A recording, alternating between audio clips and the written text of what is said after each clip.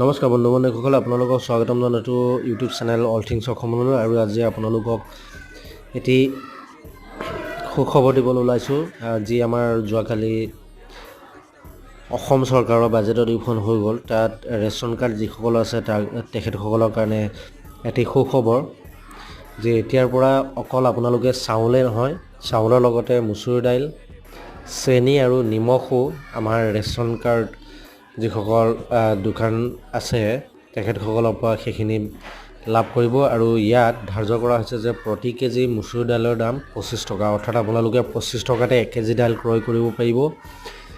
তাৰ বিপৰীতে 1 কেজি চেনিৰ দাম 20 টকা ধাৰ্য কৰা হৈছে আৰু 1 কেজি নিমখৰ দাম 10 টকা ধাৰ্য কৰা হৈছে। অৰ্থাৎ আপোনালোকে 1 কেজি চেনিৰ দাম 20 টকা দি আপোনালোকে ক্ৰয় কৰিব পাৰিব আৰু 1 কেজি নিমখৰ দাম 10 টকা দি ক্ৰয় কৰিব পাৰিব। ধন্যবাদ।